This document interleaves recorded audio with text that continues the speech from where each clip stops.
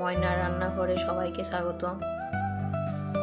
আজ আমি আপনাদেরকে আলু পোস্ত রেসিপি বানিয়ে দেখাবো।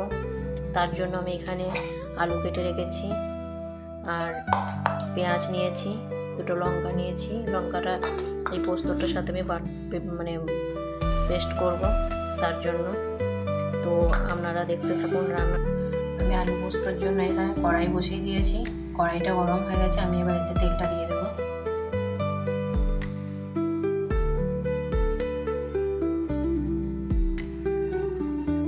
এখানে তেলটা গরম হয়ে গেছে, এবার তেলের মধ্যে আমি এই কুচনো পেঁয়াজগুলো দিয়ে দেবো।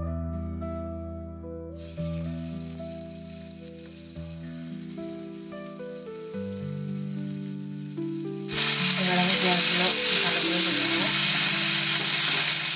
পেঁয়াজগুলো ভালো ভালো হয়ে গেলে আমি পেঁয়াজের মধ্যে আমি আলু পোস্ত রান্না এভাবেও বানিয়ে থাকি, আবার কালো জিরে দিয়েও বানিয়ে থাকি। এভাবে রান্নাটা করে দেখবেন, এভাবেও খেতে ভালো লাগে।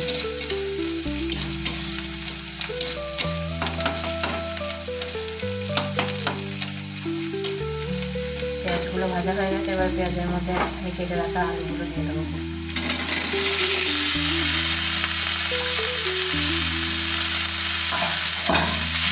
এবার আমি এর মধ্যে দিয়ে দেবো হাফ চামচ মতো লবণ,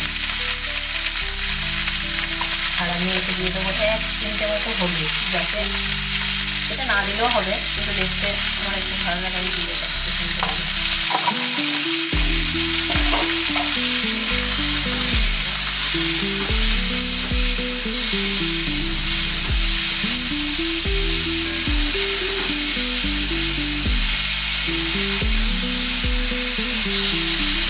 আলুটাকে নেড়ে নিলাম, আমি এটাকে ঢেকে ঢেকে একটু সিদ্ধ করে নেবো। তারপরে আমি এটার মধ্যে জল দেবো। এখন আমি এবার আমি ঢাকনাটা খুলে ভালো করে আরেকবার নেড়ে নেব, দিয়ে আমি পোস্তর মধ্যে আলুগুলোর মধ্যে জল দিয়ে দেবো।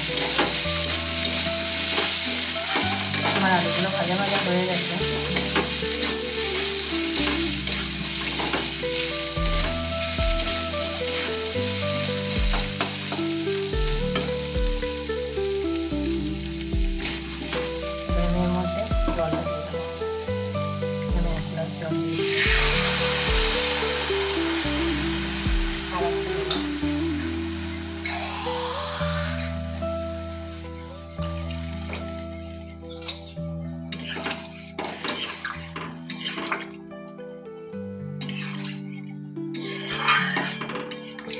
এবার আলুটা সেদ্ধ হতে থাক। আলু সিদ্ধ হয়ে গেলে আমি পোস্ত দিয়ে নামিয়ে নেব। আমি ঢাকনা দিয়ে ঢেকে দিচ্ছি। আমি 10 মিনিট ঢাকনা দিয়ে রেখে দিয়েছিলাম। এবারে দেখবো আলুগুলো সিদ্ধ হয়েছে কিনা।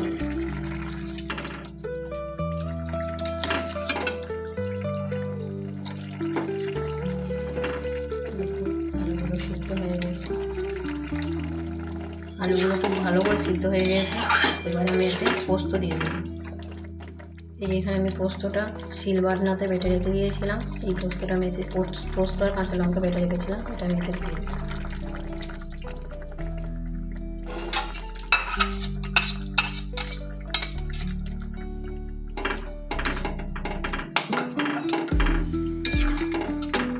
সামান্য একটু ফুটিয়ে আমি এবার এটা নেব। দেখুন পোস্তটা আমার হয়ে গেছে। এবার উপর থেকে একটু কাঁচা তেল ছড়িয়ে দিয়ে আমি পোস্তটাকে নামিয়ে নেব।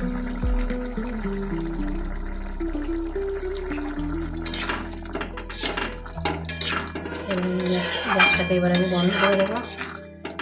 আমি এইভাবে রাখলাম, এর থেকে শুকনো করেও রাখা যায়। আমি এই পর্যায়ে আমি নামিয়ে নেব। গ্যাসটা বন্ধ করে দিলাম।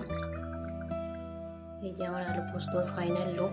আমি এরপর এর উপর দিয়ে কটা কাঁচা লঙ্কা দিয়ে দেবো।